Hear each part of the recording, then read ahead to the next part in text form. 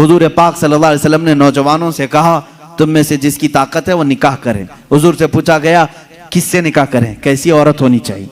निकाह से पहले के मामलात, औरत को तलाश करना ये अहम मसला है। जरूर इस चीज में अपना वक्त लगाएं। मैं नहीं कहता कि तलाशना नहीं चाहिए, तलाशें, इसलिए कि वो तुम्हारी नस्ल उससे चलने वाली है, तुम्हारा खानदान उससे आबाद होने वाला है। तो खाली तुम गोरा चट्टा रंग देखने के पीछे न पड़ो, बल्कि पूरे एक घर को चलाने वाली, बल्कि तुम्हारे बच्चों की पहली यूनिवर्सिटी है, पहली दरसगाह है। तुम उस दरसगाह को लाने जा रहे हो तो क्या क्या उसके अंदर क्वालिटी होनी चाहिए वो देखो। लोग खाली फोटो देखकर ये रंग काली है गोरी है, काली है गोरी, इसी पर लगे हो।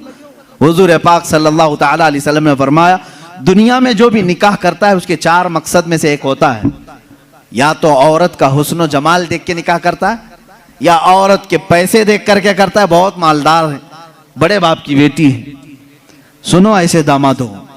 हुजूर सल्लल्लाहु अलैहि वसल्लम ने फरमाया, या तीसरा मकसद ये होता है कि बड़े खानदान वाली है, यानी हसब और नसब आला है, हम तो शेख थे वो पठान है, या फिर और किसी बड़े खानदान की है। पहला खूबसूरती, दूसरा पैसा, तीसरा खानदान। हुजूर ने फरमाया चौथा एक मकसद है, वो अच्छा है। हुजूर फरमाते हैं या तो फिर उसके अखलाक व किरदार देखकर निकाह करता है, ये 4 में से कोई एक। और रसूल करीम सल्लल्लाहु अलैहि वसल्लम ने हर एक का रिजल्ट भी बताया। जिसने सिर्फ हुस्न और जमाल देखा और कुछ भी नहीं देखा, खूबसूरती देखी, मेरे आका फरमाते अन करीब अल्लाह उसे फितने में मुब्तला करेगा। फितने में मुब्तला क्या, वो खुद अपनी बीवी पर शक करने लग जाएगा चंद दिनों के बाद। खूबसूरत है, पता नहीं कौन देख रहा है मेरी बीवी को, इधर से छुपाओ उधर से छुपाओ, और अगर वो कहीं निकल गई तो शक करने लग जाएगा, किससे बात करके आई, किससे तेरा ताल्लुक है, पूरी जिंदगी जहन्नम बना के रखेगा, फितनों में मुब्तला हो जाएगा। मैं ये नहीं कह रहा कि खूबसूरत लड़की से शादी नहीं करना चाहिए, करो, लेकिन उसके साथ जो देखने का हुक्म है वो भी देखो। खूबसूरत औरतें, खूबसूरत लड़कियां तुम्हारे लिए नुकसानदेह नहीं, अच्छी हैं, लेकिन उसके साथ जो देखने का हुक्म है वो देखना जरूरी। मेरे आका सल्लल्लाहु अलैहि वसल्लम ने दूसरे नंबर पर फरमाया, जिसने सिर्फ माल देख करके निकाह किया, बहुत पैसे वाला घर है, निकाह करो इससे, क्योंकि निकाह के साथ गाड़ी घोड़ा सब आएगा। हुजूर पाक सल्लल्लाहु अलैहि वसल्लम फरमाते हैं अनकरीब अल्लाह उसे फकीर बना देगा, उसे मोहताज बना देगा। ऐसे दामादों को देखा है हमने, हर एक से कर्जे लेते रहते हैं। हाँ, ससुर से तो मिला ही था लेकिन बरकत कुछ नहीं हुई, फिर इससे 4 इससे 4 उससे 4 कर्जे में ही डूबा है, और ये कर्ज की लानत उसकी खत्म नहीं होती। ढूंढ के देखो, ऐसे बहुत दामाद मिलेंगे, या तो फिर वो घर जमाई बनेंगे। तीसरा, जो बड़े खानदान को देखा, हुजूर पाक सल्लल्लाहु अलैहि वसल्लम फरमाते हैं अल्लाह उसे रुसवा कर देगा, वो जलील हो जाएगा लोगों में। हाँ, जिसने अखलाक को किरदार देखा, औरत के अच्छे अखलाक को किरदार, उसकी दीनदारी देखा, हुजूर फरमाते हैं अल्लाह उसे दुनिया में भी बरकत देगा, आखिरत में भी बरकत देगा। अब इसके साथ प्लस क्या है, नंबर 1 तुमने दीन देखा, अखलाक को किरदार देखा, उसके साथ हुस्न जमाल भी मिल गया तो बोनस है तुम्हारे लिए, साथ में मालदार भी मिली तो भी प्लस पॉइंट है, बड़े खानदान वाली भी मिली तो और अच्छा है, सोने पे सुहागा है। हाँ, लेकिन नंबर 1 सबसे पहली चीज उसकी दीनदारी। तुम्हारे घर की औरतों को जब भेजो किसी लड़की को देखने के लिए, सिखा करके भेजो, जाते ही ये ना पूछें क्या क्या पकाना आता है, क्या क्या सिलना आता है, एम्ब्रॉयडरी आती है कि नहीं आती है, ये नहीं। सबसे पहला सवाल करो कि कुरान कितना पढ़ा है, कुरान पाक तजवीद के साथ जानती है नहीं। पहला सवाल करो अपनी बहुओं से, उन सासों के लिए मैं कह रहा हूं, कढ़ाई लिखाई और सिलाई ये पूछना बाद की बात है, पहली चीज उसका दीन पूछो। और उसके बाद मेरे अजीजों, हम सब के लिए सबसे पहला सवाल ये है, उस खातून से ये पूछो कि अहले सुन्नत व जमात से क्या ताल्लुक है। औरतों की तरफ से मर्द के घर जाएं तो भी ये सवाल हो, इसलिए कि ये इश्क मुस्तफा की जड़ है, और जहां जड़ खराब हो तो फल नहीं आ सकते। ये सबसे पहला सवाल है कि उसके घर में दीन मुस्तफा कितना है, इश्क मुस्तफा कितना है। ये सबसे पहली चीज। अब याद रखना, जिस खातून को इस सवाल के साथ तुम लाए हो, उसकी जिंदगी पूरी अल्लाह रब्बुल इज्जत की जिम्मे करम पर है। फिर औलाद अल्लाह के जिम्मे करम पर है। हुस्न जमाल के साथ अल्लाह तुम्हें बाअखलाक औलाद अता करेगा, बाअखलाक औलाद अता करेगा। लेकिन ये तरीका शादियों का इस तरह से रखो, अगर लोगों को ये मालूम हो जाए ना, आज तुमने रिवाज बना लिया, लड़कियों को देखने आने से पहले सबसे पहले लड़के की अम्मा यही सवाल कर रही है, लड़के की बहन यही सवाल कर रही है, कुरान कितना पढ़ा है, तजवीद कितना पढ़ा है।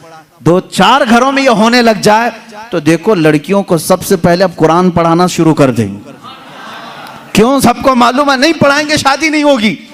आज ये एम्ब्रॉयडरी क्यों करा रही हैं? इसलिए कि सवाल तुम पहले यही कर रहे हो, सिलाई आती है कि नहीं। सब लड़कियां सिलाई क्लास में क्यों जा रही? देखने वाले आकर के यही पूछ रहे हैं सिलाई कितनी आती, पकाई कितनी आती।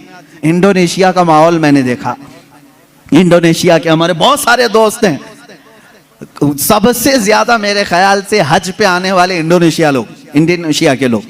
क्यों जानते हैं? वहां जो भी लड़की देखने के लिए जाते हैं या लड़के को लड़की वाले देखने आते हैं, पहला सवाल करते हैं हज किया है कि नहीं। हज किया है तो बाप अपनी बेटी देता है, हाजी को दे रहा हूं। और इसी तरह लड़का भी फख्र करता है, मेरे तकरीबन 100 से ज्यादा इंडोनेशी दोस्तों, सबकी औरतें हज्जन है और वो खुद हाजी हैं। कहते हैं हमारे यहाँ शादी से पहले हज करा देते हैं, इसलिए कि इसी बेस पर शादी होती। ये कितनी अच्छी चीज है कि दीन का सवाल हो रहा है, दीन पूछा जा रहा है। हाँ, ये तो तुमने लड़कियों से जाकर के घरों में पूछा, कढ़ाई आती है, सिलाई आती है, पकाई आती है। और यही सवाल लड़की के घर वाले जब लड़के पर के पास आते हैं, क्या करते हैं?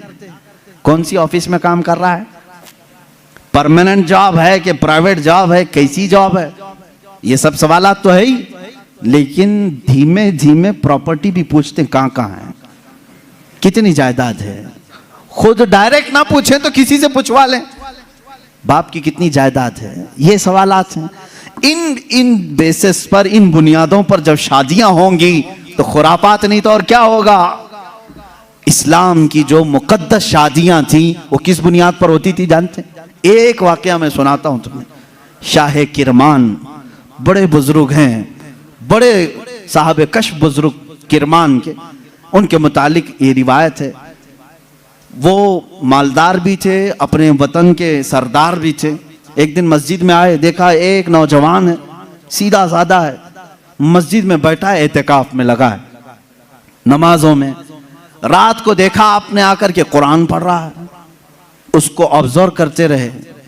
तीसरे दिन आपने आकर उससे पूछा कि बेटा तुम कहां से आए हो, कहां है तुम्हारा घर? कहा बस ये झोपड़ी है। एक छप्पर डाल करके झोपड़ी रखा था। क्या मकसद है? कहा अल्लाह को राजी करना है, बस अल्लाह राजी हो जाए, मैं इसके लिए दिन रात मेहनत कर रहा हूं। शाह किरमान ने पूछा तेरे घर वाले शादी वगैरह? कहा नहीं, मुझे कौन शादी करके देगा, मैं फकीर आदमी हूं, मैंने सोचा भी नहीं। शाह किरमान की बड़ी हसीन और जमील बेटी थी, उनके निकाह के पैगामात शहजादों से आए थे, आपने दिया नहीं था बेटी को। शाह किरमान ने कहा मेरी बेटी है, क्या मैं तुझसे निकाह कर दूं? उसने कहा आप बड़ा रिस्क उठा रहे हो, मेरे पास क्या है, मैं दिन भर थोड़ी मेहनत करता हूं, थोड़ा खाने पीने का मिल जाए उसी पर मैं गुजारा करता हूं, बाकी मैं अल्लाह के लिए वक्त निकाल लेता हूं, इतना कमाता हूं जितना खाने के लिए हो जाता है बस। शाह किरमान ने कहा मैं राजी हूं। उसने कहा फिर सोच लें, आप मेरा घर देख लें। कहा मैं तुझे देख लिया बस काफी, घर कहां है तेरा? वो नहीं। अपनी बेटी से जाकर के कहा एक हसीन शहजादा मैंने तेरे लिए ढूंढ लिया। बेटी भी ऐसी नहीं कि चंचल हो, हुस्न की परी हो तो नाटक और नखरे आ जाए ना, शाह किरमान की बेटी थी। कहा बाबा जान आपने जो फैसला किया वो बिल्कुल सही हो। कहां घर है? कहा झोपड़ी में है एक, बस जो फड़ लगा करके दरख्तों के एक झोपड़ी बनाया हुआ है। ये शाह किरमान की बेटी, वक्त के फरमा रवा वहां के सरदार और हाकिम की बेटी तैयार है। आपने जरूर उस नौजवान में कोई तकवा देखा होगा। कहा हाँ। मगरिब में आए, मस्जिद में निकाह हो गया, मस्जिद में निकाह हो गया और दूल्हे से कहा आजा अपने घर, हमारे घर खाना खा ले और अपनी दुल्हन को लेकर अपने घर चला। निहायत सादगी से शादी हुई। दूल्हे की तरफ से कोई नहीं, मस्जिद के जो नमाजी थे वही आए, दुल्हन के घर पहुंचे। शाह किरमान की बेटी के यहाँ दावत हुई। रात को दुल्हन को लेकर ये आए झोपड़ी में। झोपड़ी में सिर्फ एक बिस्तरा लगा था, पर्दे का दरवाजा था, पर्दा गिराया और एक सुराही पानी की रखी हुई है, जिसमें मटका जिसको कहें आप, उस पर एक आधी रोटी रखी हुई है सूखी। खातून आई, सबसे पहले पूरी झोपड़ी को देखती रही और उसके बाद पूछी ये रोटी किस चीज की है। कहा आज कमाई के लिए नहीं गया, आज शादी थी तो आज आधी रोटी खाया हूं, कल के लिए इसको रखा हूं, आधी रोटी बचा कर कल के लिए रखा हूं। वो रोने लगी। खातून कहती मुझे लगता है मेरे बाप ने गलत फैसला किया, मैंने तेरी बड़ी तारीफ सुनी थी। वो नौजवान कहता है मुझे मालूम था बड़े घर की औरतें हमारे साथ कैसे रह सकती हैं, तुम बड़े बाप की बेटी हो। वो शहजादी कहने लगी ना, बड़े बाप की बेटी बड़े घर की तमन्ना नहीं कर रही है, मुझे मेरे बाप ने कनाअत और तवक्कुल सिखाया है अल्लाह की जात पर।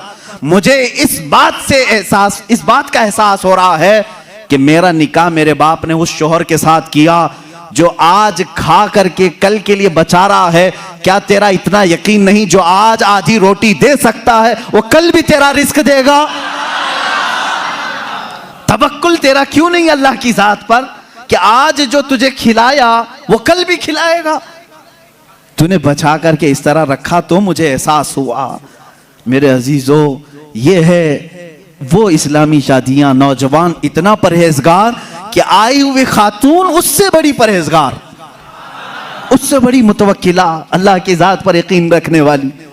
यहां सारी चीजें मैंने इसलिए सुनाए नौजवानों, जिंदगी सिर्फ हंसी खुशी, खेल कूद, पिकनिक, सैर सपाटे के नाम नहीं, एक दूसरे की जिंदगियों में उतर जाने का नाम है। एक बहुत ही एतमाद के रिश्ते का नाम है। दोनों के दरमियान इतना एतमाद हो, इतना भरोसा हो। अब शोहर और बीवी का भरोसा, एक और भी बात मैं बताऊं, बीवियां भी सुन रही होंगी, औरतें भी। जो औरत अपने मर्द से मोहब्बत करती है और जो मर्द अपनी औरत से मोहब्बत करता, सिर्फ मोहब्बत करने वालों के लिए पैगाम है, क्या तुम ये चाहते हो कि तुम्हारी बीवी हमेशा तुम्हारे साथ रहे? यहां हो सकता है आप डर करके बोले या खुशी से बोले, कुछ भी बोलो आप, लेकिन जो मोहब्बत करने वाला वो कहेगा हाँ मुझे तो रहना है। बाकी जिसके लिए आफत है वो तो कुछ भी बोलेगा। औरतें जो मोहब्बत करने वाली, मैं ये कहूंगा, क्या तुम चाहती हो कि तुम्हारा शौहर भी हमेशा तुमसे मोहब्बत करे और तुम हमेशा उसके साथ रहना चाहती हो? तो मेरे अजीजों, बुजुर्गों ने लिखा है, वो कितने बेवकूफ हैं वो लोग जो आपस में एक दूसरे से मोहब्बत करते हैं। दुनिया में हर औरत चाहती है कि मेरा शौहर छोड़ के कहीं ना जाए। मर्द ये चाहता है कि मेरी औरत मेरे अलावा किसी और को न देखे। उन दोनों के लिए ये चाहिए कि कल क़यामत के दिन जब फैसला हो जाए, जब फैसला हो जाए, मेरे आका सल्लल्लाहु अलैहि वसल्लम ने फरमाया, अगर दोनों की नेकियां आ गई, पास हो गए, तो जन्नत में भी अल्लाह ताला उन्हें साथ रखेगा। और अगर उसमें से एक बेनमाजी था तो मर्द दोजख में जा रहा होगा, औरत जन्नत में जा रही होगी। औरत बेनमाजी थी, मर्द नमाजी था, मर्द जन्नत में जा रहा होगा, औरत दोजख में जा रही होगी। मैं ये समझता हूं मोहब्बत करने का एक तकाजा ये होनी चाहिए कि जब दुनिया में हम एक दूसरे को छोड़कर रहना पसंद नहीं करते, तो एक दूसरे को नेकियों की इतनी तलकीन करो कि कल क़यामत के दिन भी नाम पुकारा जाए तो हमारा दोनों का नाम जन्नत में जाने वालों में हो। मैं भी उसके साथ हूं, वो मेरे साथ हो, ये मोहब्बत है। औरत को चाहिए कि अपने मर्द को नमाजों की तलकीन करे, मर्द को चाहिए कि अपनी औरत को नमाजों की तलकीन करे। ये है इस्लामी जिंदगी, जिसमें आप खुशियों की और बहुत सारी मुसर्रतों की बहारें देखेंगे। अल्लाह के नबी सल्लल्लाहु तआला अलैहि वसल्लम की आइली जिंदगी और आपकी अज़दवाजी जिंदगी पर मुझे आज गुफ्तगू करनी थी। जो कुछ भी मैंने कहा है मेरे अजीजों, ये नमूने अमल है हमारे लिए। अल्लाह रब्बुल इज़्ज़त हमारे सबके बच्चों के मुस्तकबिल नेक फरमाए। हर आने वाली दुल्हन को मौला ताला आने वाले ये घर वालों के लिए बरकतों और रहमतों का जरिया बनाए और दोनों के घरों में इत्तेहाद और इत्तेफाक मोहब्बतें नसीब फरमाए। ना चाकी ना इत्तेफाकी तलाक जैसी बहुत सारी नहुसतों से अल्लाह हमारे घरों की हिफाजत फरमाए। अल्लाह रब्बुल इज़्ज़त हमारी इन महाफिल की बरकत से हर एक की जिंदगी खुशहाल फरमाए। जिनकी बीवियां बदकार हो चुकी हो मौला उन्हें सीधे रास्ते पर ला, जिनके शोहर बिगड़ चुके मौला उनको सिराते मुस्तकीम अता फरमाए, जिनके औलाद नाफरमान हो चुके हसनैन करीमैन के सदके मौला उन्हें सालेह बनाए, नेक रास्ते पर चलाए।